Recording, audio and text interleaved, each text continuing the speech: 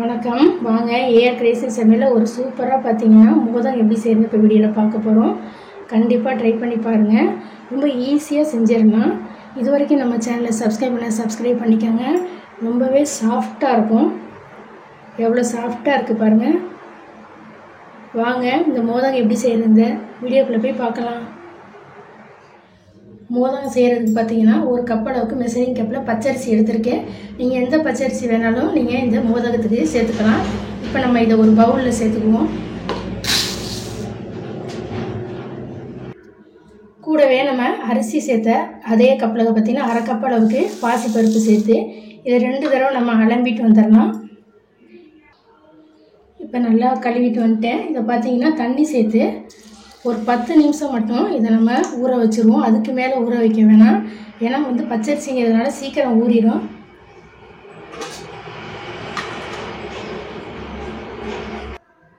அரிசி பருப்பு ஊறிட்டு இருக்க சமயத்தில் நம்ம வெல்லத்தை நம்ம கரைச்சி எடுத்துருக்கோம்.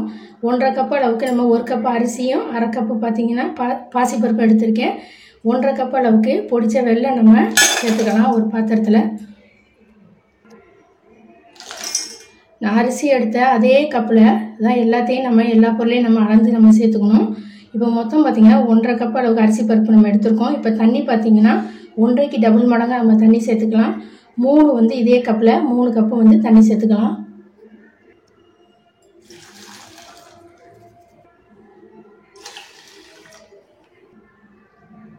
இப்போ தண்ணி சேர்த்துட்டேன். 3 கப் அளவுக்கு தண்ணி சேர்த்துட்டேன். இப்போ ஸ்டவ் ஆன் பண்ணி வெல்லத்தை கரைச்சி மட்டும் எடுத்துக்குவோம். இது பாகுலாம் இதுக்கு தேவையில்லை. வெல்லத்தில் தூசி மண்ணெல்லாம் இருக்கிறதுனால இது போல் நம்ம கரைச்சிட்டு வடிகட்டி எடுத்தோம்னா நம்ம கொழுக்கட்டையில் கல்லுலாம் இல்லாத நமக்கு சாப்பிட்றதுக்கு இருக்கும்.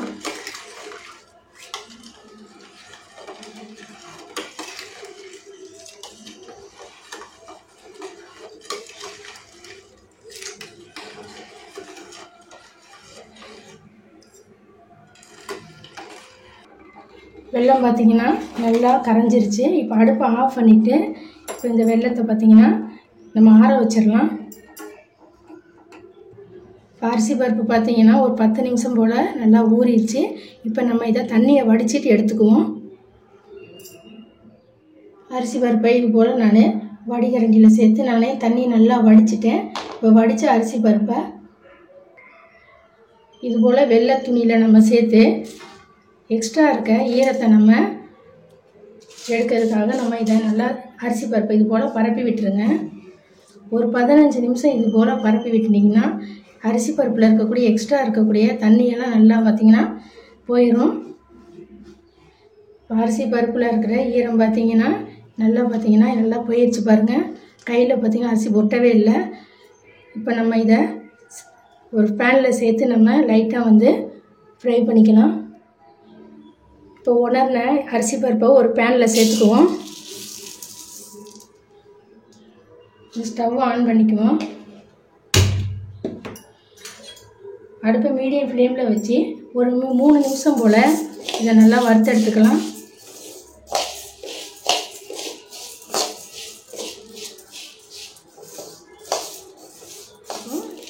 நல்லா வறுபட்டுருச்சு பாருங்கள். இது உதிரியாக இருக்கணும். இப்போ இதை அடுப்பை ஆஃப் பண்ணிவிட்டு இதை ஆற வச்சிடலாம். இப்போ நல்லா ஆறிடுச்சு பாருங்கள். இப்போ இதை மிக்சி ஜாரில் நம்ம சேர்த்துக்கலாம். இப்போ பார்த்தீங்கன்னா அரிசி பருப்பை நான் மிக்சி ஜாரில் சேர்த்துட்டேன். இதை பல்ஸ் மோடில் விட்டு இதை ரவை பதத்துக்கு நம்ம அரைச்சிட்டு வந்துடலாம். இப்போ அரைச்சிட்டு வந்துட்டேன் பாருங்கள். நான் எந்த அளவுக்கு அரைச்சிருக்கேன் பாருங்கள். ரவை மாதிரியே அரைச்சிருக்கேன் பாருங்கள். பல்ஸ் மோடில் விட்டு அரைச்சிங்கன்னா இது போல் நமக்கு கிடைக்கும். நான் அழுத்தமான இது போல் கடாய் வச்சுருக்கேன். இன்னும் ஸ்டவ் ஆன் பண்ணலை. நம்ம இப்போ கரைச்சி வச்ச வெள்ளை கரைசலை நம்ம இதை வடிகட்டி இந்த கடாயில் சேர்த்துக்கலாம்.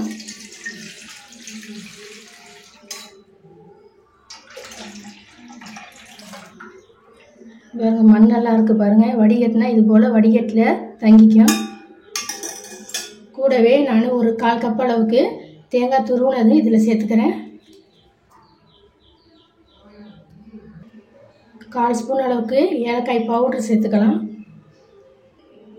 அரைச்சி வச்சுருக்க நம்ம அரிசி பருப்பை இதில் கொஞ்சம் கொஞ்சமாக நம்ம சேர்த்து இது போல் விஸ்க் இருந்துச்சுன்னா விஸ்கை வச்சு நல்லா கலந்து விட்டுக்கோங்க.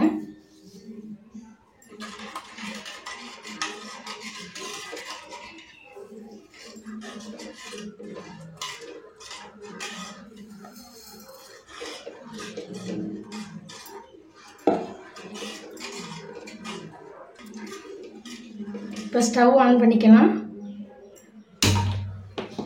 ஸ்டவ் ஆன் பண்ணி மிதமான தீயில வச்சுக்கோங்க.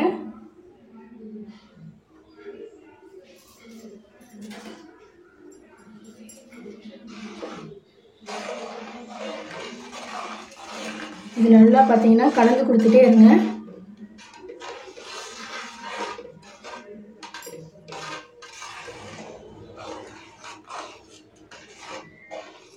இதை நம்ம மூடி வச்சுக்கலாம். இடையிடையே நம்ம கிளறி கொடுத்துக்கிட்டே இருக்கணும்.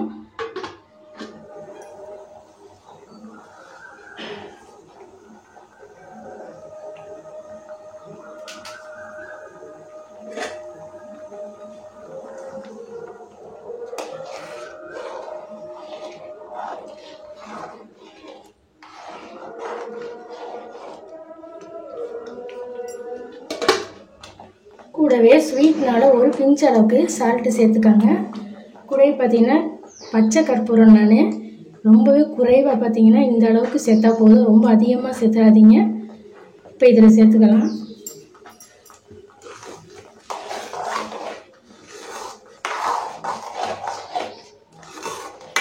இது கூடவே பார்த்தீங்கன்னா ஒரு ஸ்பூன் அளவுக்கு நெய் சேர்த்துக்குவோம்.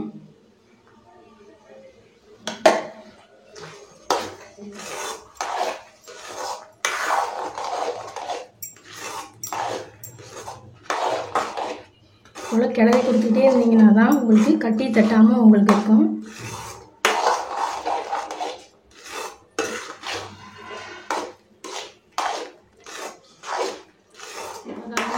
இந்த அளவுக்கு திக்னஸ் ஆகிடுச்சு பாருங்கள். நல்லா இது போல் வந்த பிறகு அடுப்பை ஆஃப் பண்ணிவிட்டு ஆற விட்டுறலாம். மாவு பார்த்திங்கன்னா ஒரு தட்டில் சேர்த்து நல்லா ஆற வச்சுட்டேன் பாருங்கள். ஆறினோன்னே நல்லாவே நமக்கு கெட்டி ஆயிடுச்சு. இப்போ நம்ம கையில் கொஞ்சமாக நம்ம நெய் தடவிக்குவோம்.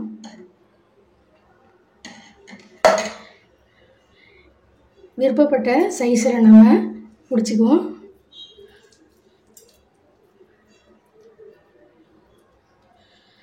பாதி நான் உருண்டையாகவும் மோதகம் நான் அச்சு வச்சுருந்தீங்கன்னா அதில் பாதி நான் இப்போ செய்ய போகிறேன்.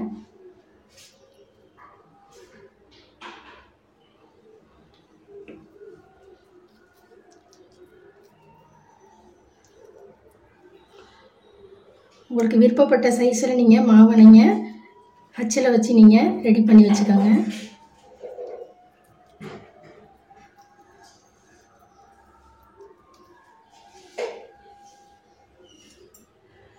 இது போல் நம்ம கொழுக்கட்டை அச்சு இருந்துச்சுன்னா அதில் கொஞ்சமாக நெய் தடவிக்கலாம்.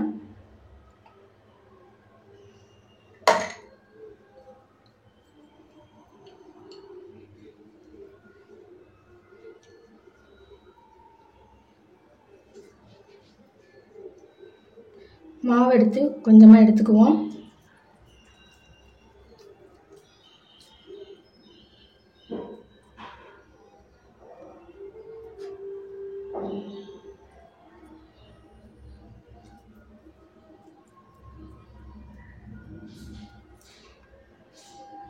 ஃபுல்லாக ஃபில் பண்ணிடுங்க.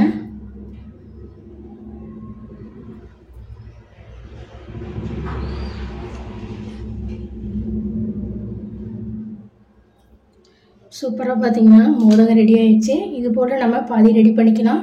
எல்லா மாவையும் பாதி பார்த்திங்கன்னா உருண்டையாகவும் மோதக அச்சிலையும் பாதி ரெடி பண்ணி வச்சுருக்கேன். இப்போ இதை ஆவியில் வேக வச்சு எடுத்துருவோம். இப்போ இட்லி பாத்திரத்தில் பார்த்திங்கன்னா தண்ணி சேர்த்து கொதிக்க வச்சுருக்கேன்.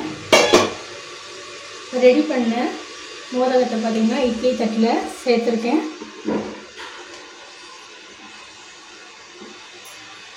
இது ஒரு 10 நிமிஷம் போல் வேக வச்சு நம்ம எடுத்துக்கலாம். வேக வச்சு பார்த்திங்கன்னா 10 நிமிஷம் ஆயிடுச்சு. இப்போ ஓப்பன் பண்ணிடுவோம். சூப்பராக பார்த்திங்கன்னா வெந்துருச்சு. இப்போ அடுப்பை ஆஃப் பண்ணிவிட்டு இதை ஆற விட்ட பிறகு நம்ம எடுத்துருவோம். சூப்பராக பார்த்திங்கன்னா மோதகம் ரெடி பண்ணிட்டோம் பாருங்கள். கண்டிப்பாக நீங்களும் இந்த பிள்ளையார் சதுர்த்திக்கு செஞ்சு பாருங்கள். இந்த வீடியோ பிடிச்சா லைக் பண்ணுங்கள், சப்ஸ்கிரைப் பண்ணுங்கள். தேங்க்ஸ் ஃபார் வாட்சிங்.